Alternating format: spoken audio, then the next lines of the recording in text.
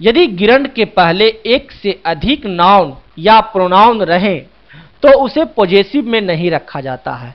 यदि गिरंड के पहले एक से अधिक नाउन या प्रोनाउन रहे तो उसे पॉजेसिव में नहीं रखा जाता है। देखिए, would you like my brother and me going there? Would you like my brother and me going there? 2.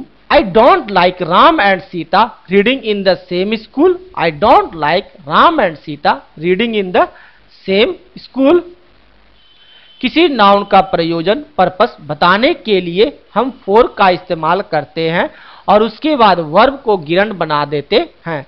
किसी भी नाउन का यदि प्रयोजन बताना हो, पर्पस बताना हो, तो वहां पर हम लोग फोर का इस्तेमाल करते हैं और उसके बाद वर्ब को गिरंड बना देते हैं।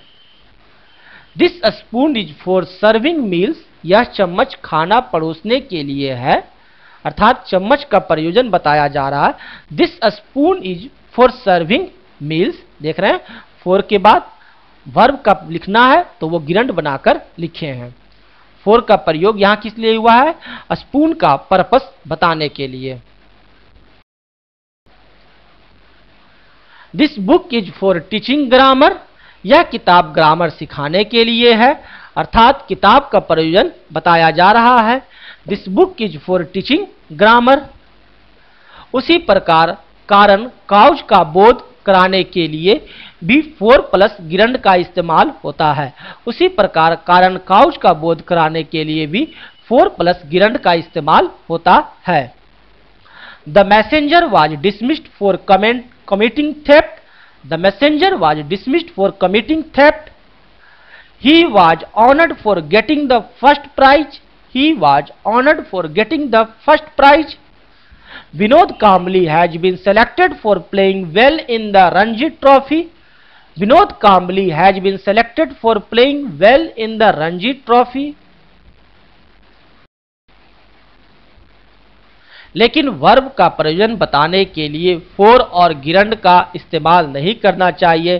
He went to market for buying a book गलत है, क्योंकि यहाँ उसका बाजार जाने का पर्पस बताया जा रहा है। लेकिन कभी भी वर्ब का प्रयोजन पर्पस बताने के लिए फोर और गिरंड का प्रयोग नहीं करना चाहिए। यह याद रखिए कि वर्ब का पर्पस बताने के लिए फोर और गिरंड का प्रयोग नहीं किया जाता है।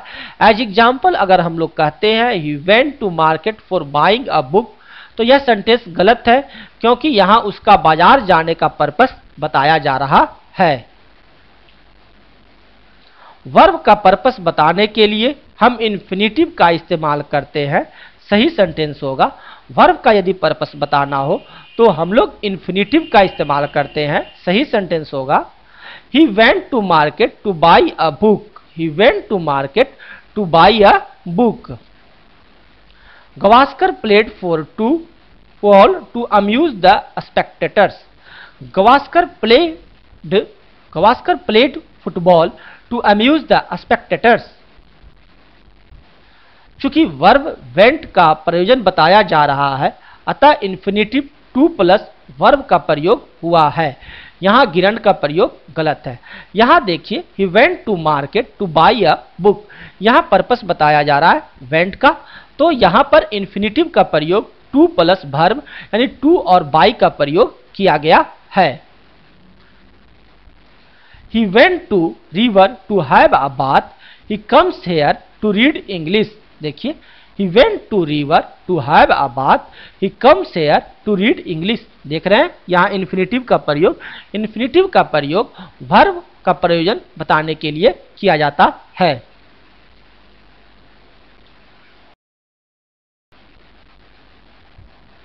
कुछ महत्वपूर्ण वर्ब्स हैं जो अनिवार्य रूप से गिरंड लेते हैं, अर्थात इनके बाद अगर कोई वर्ब रहे तो वह गिरंड के रूप में ही रहेगा।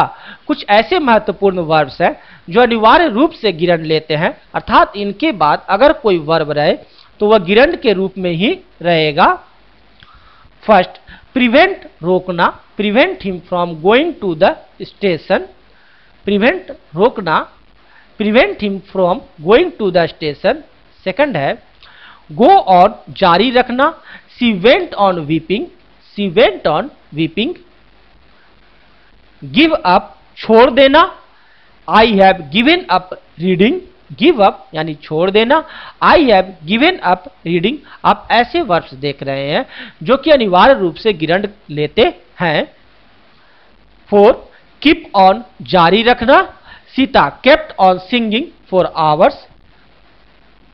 5 अवॉइड टालना, avoid making private calls in this telephone.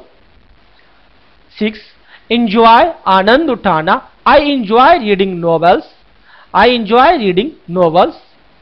7 excuse क्षमा करना, please excuse my saying so, please excuse my saying so.